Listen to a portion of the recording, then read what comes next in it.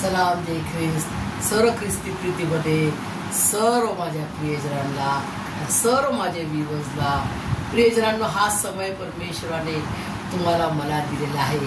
त्याचा आपण स्तुती करूया, त्याचा आपण धन्यवाद करूया, त्याचा गुणगान करूया, त्याची आराधना करत त्याच्या पवित्र पवित्र चरणाजवळ येऊन त्याला स्तुती आणि सन्मान देऊया प्रियजनांनो. आणि त्याच्या सुंदरशा जीवित लिखित वचनाकडे आपण वळूया प्रियजनांनो. हा समय परमेश्वराने फार फार म्हणतो आपण फार मौल्यवान समय दिलेला आहे प्रियजनांनो. आणि याचा तुम्ही सदुपयोग करा, कारण समय फार थोडा राहिलेला आहे, फार थोडा समय आहे प्रियजनांनो. कारण की हा समय परमेश्वराने दिलेला आहे. तो समय आपल्याला असाच व्यर्थ नाही घालवायचा आहे.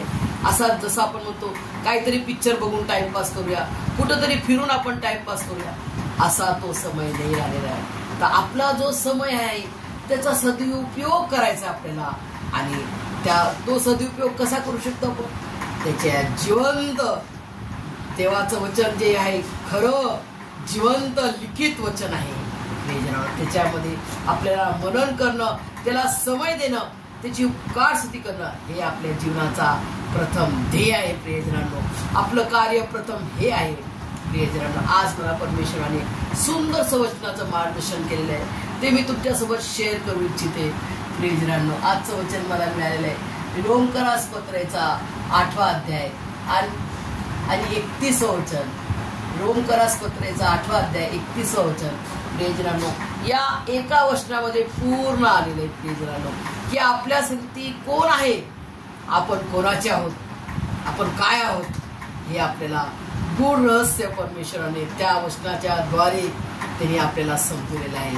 ते आपण बघूया प्रियजनांनो की त्याचा महान असा पवित्र आत्मा जो तुम्हाला आणि मला दिलेला आहे परमेश्वराने, तो आपल्याशी आज काय बोलत आहे आणि ते वचन आपण कसं ग्रहण करतो आणि ते वचनाला ग्रहण करून आपल्यामध्ये कसं आपण फळद्रूप करतो. आपल्याला फळ द्यायचं ना परमेश्वराला. किती पट? 30 पट, 60 पट आणि शेवटी 100 पट, म्हणजे 100 आउट ऑफ 100 मार्क्स आपल्याला घेऊन त्याची स्तुती, त्याची आराधना करायची प्रियजनांनो. आणि तेव्हा परमेश्वर तुम्हाला आणि मला म्हणेल, ये बऱ्या विश्वासू दासा, तू थोडक्यात विश्वासू राहिला, ये हे घे तुझं स्वर्गाचं राज्य, हे तुझ्यासाठी ठेवलं होतं मी, हे स्वर्गाचं राज्य घे प्रियजनांनो. हा शब्द जेव्हा प्रभू येशू मसीह आपल्याला म्हणे, तो किती सन्मानाचा दिवस, तो किती धन्य दिवस असणार प्रियजनांनो. आणि तो धन्य दिवस मिळण्यासाठी आज तुम्ही आणि मी धावत आहोत, है ना, रेस करत आहोत, धावत आहोत की मला परमेश्वरा तुझ्या वचनात वाढू, तुझ्या विश्वासात वाढू, माझं आयुष्य वाढत आहे, माझं शरीर वाढत आहे, मला तुझ्या विश्वासात वाढ कर प्रियजनांनो. मला तुझ्या विश्वासात वाढ दे बाप्पा. परमेश्वर बाप्पा, परमेश्वराला केवळ राईच्या एवढं दाण्याचा विश्वास पाहिजे प्रियजनांना तुम्हामध्ये आणि माझ्यामध्ये.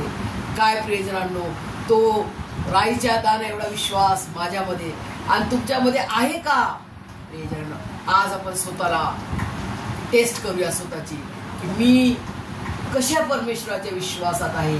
हा समजो तराजू आहे, या तराजूमध्ये विश्वास आणि या तराजूमध्ये देवापा तोलू राहिला आपल्याला वजन काटा. तर त्या विश्वासामध्ये, त्या विश्वासाच्या तराजूमध्ये काय आपला विश्वास राईच्या दाण्यापेक्षा कमी आहे का राईच्या दाणे एवढा आहे? राईच्या दाणे एवढा विश्वास जर आहे तर या पहाडाला तुम्ही उखडून त्या समुद्रात पडून जा, असा तो विश्वास, राईच्या दाण्या एवढ्या विश्वासाने तुम्ही उखडू शकता प्रियजनांनो.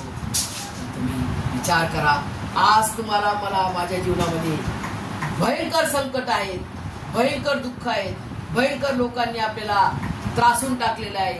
आपल्याला हर क्षेत्रामध्ये प्रत्येक लेकराला छळ आहे, प्रत्येक लेकराला संकट आहे.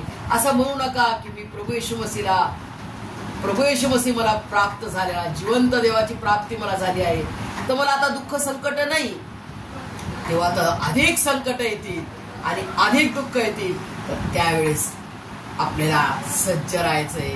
विश्वास आणि त्याच्यावरचा भरोसा आपल्याला अधिक वाढवायचा आहे की माझा परमेश्वर अनादिकालापासून तर अनंत कालापर्यंत टिकणारा महान असा खरा जिवंत देव आहे.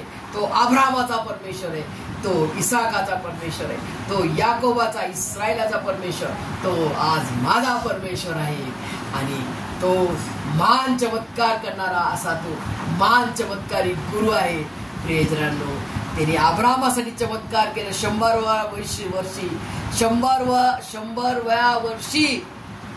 वर्षाचा तो होता. त्याला मूल दिलं, इसाक दिला.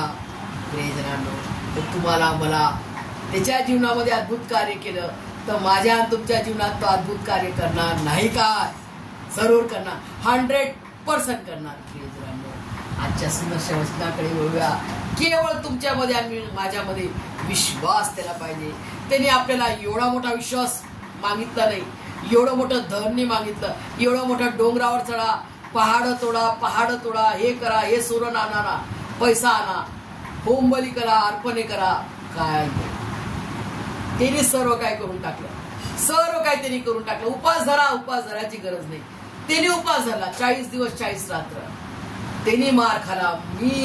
मी आणि तुम्ही आरोग्य, मला आणि तुम्हाला आरोग्य मिळण्यासाठी त्यांनी मार खाल्ला. प्रियजनांनो, तो आपल्या अपराधासाठी ठेचल्या गेला आणि ते भयंकर दुःखदायी मरण त्यांनी सहन केलं.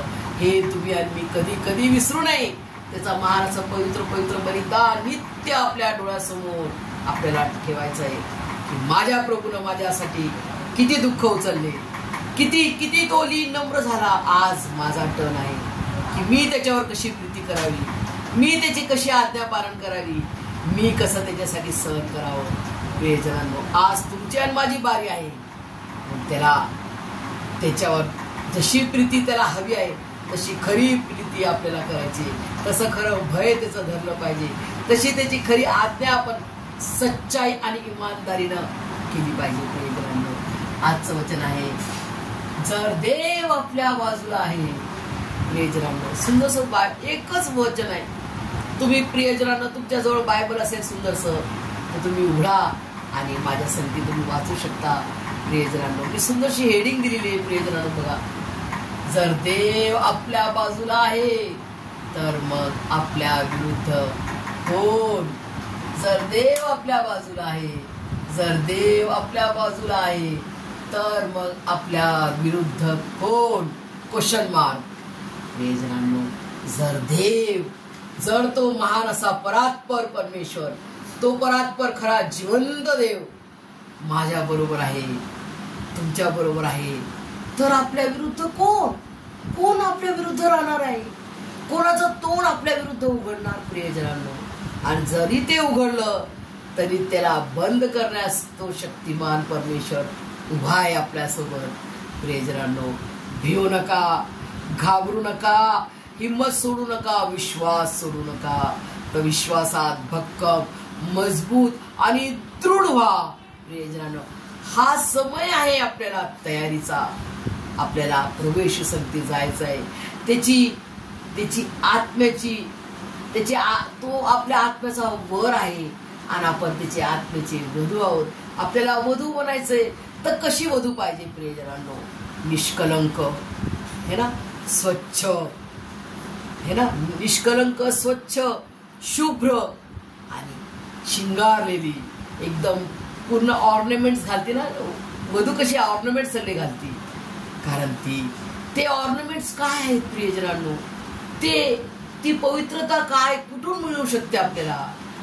केवळ प्रभू येशू ख्रिस्त, केवळ प्रभू येशू ख्रिस्ताच्या पवित्र रक्ताने जेव्हा तो आपल्याला धुतो, आपल्याला शुद्ध स्वच्छ करतो, तेव्हा आपण शुभ्र पांढरे होतो, बर्फासारखे शुभ्र पांढरे होतो. वचन आहे की माझे लाखेसारखे लाल जरी पाप असले तरी तुझ्या पवित्र जिवंत देवाच्या रक्ताने तू ते धुवून शुद्ध करशील, मला बर्फासारखं शुभ्र पांढरं करशील. हे ना प्रियजनांनो, किती महान वचन आहे परमेश्वराचं.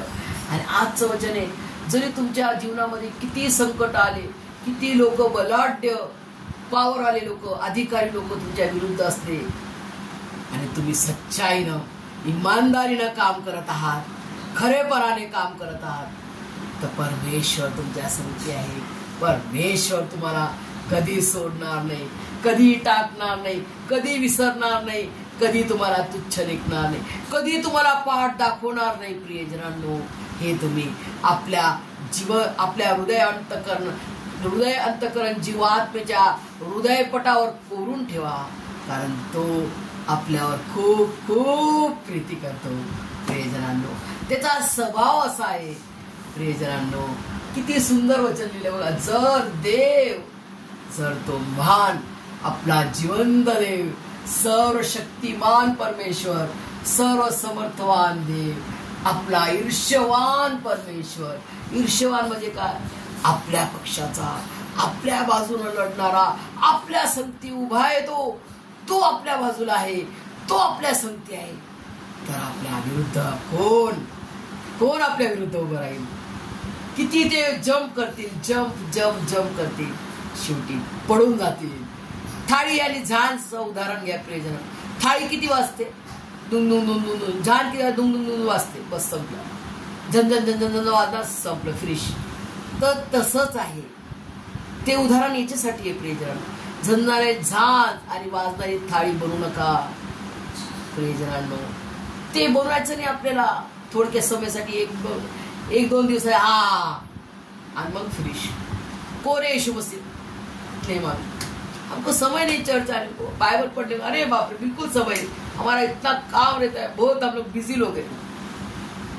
परमेश्वर जर असं म्हणेल, मला पण समय नाही तुमच्यासाठी, चालेल तुम्हाला?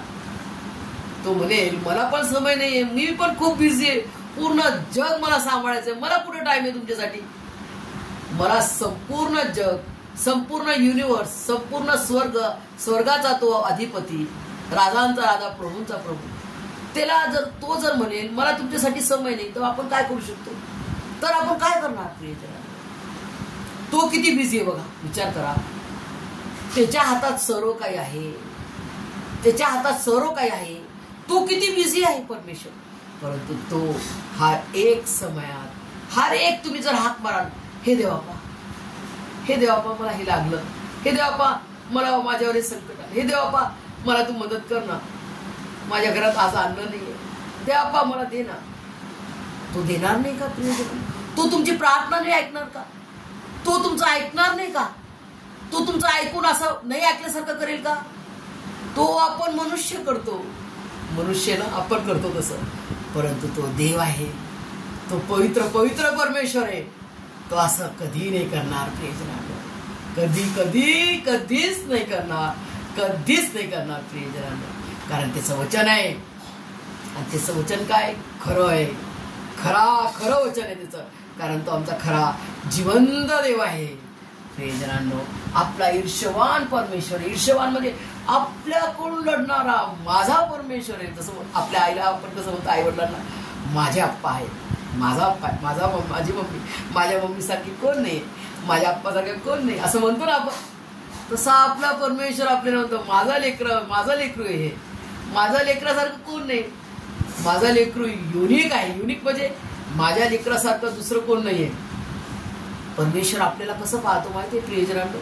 आपल्याला युनिकचा अर्थ काय? याच्यासारखं दुसरं कोणी नाहीये.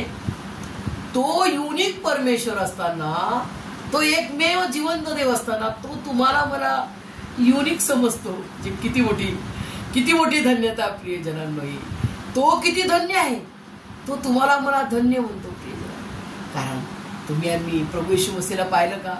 नाही. तो आपल्याला म्हणतो, ज्यांनी मला पाहिले नाही पण माझ्यावर विश्वास ठेवतात ते धन्य म्हटलेले आहे. प्रियजनांनो, तुम्ही आणि मी धन्य आहोत, कारण आपण त्याच्यावर विश्वास ठेवतो. आणि कसा विश्वास ठेवतो आपण? पूर्ण भक्कम मजबूत. आता किती संकट आले, किती बलाढ्य लोक माझ्या विरुद्ध आले, तरी मी भिणार नाही, कारण माझ्या संगती माझा सर्वशक्तिमान, सर्व समर्थवान, जिवंत देव आहे. माझा जिवंत परमेश्वर, ईर्ष्यवान परमेश्वर माझ्या संगती आहे. परमेश्वर तुम्हाला हे सर्व समजण्यास त्याच्या स्वर्गीय भांडारातून आशीर्वादाने भरभरून काढो. आमेन.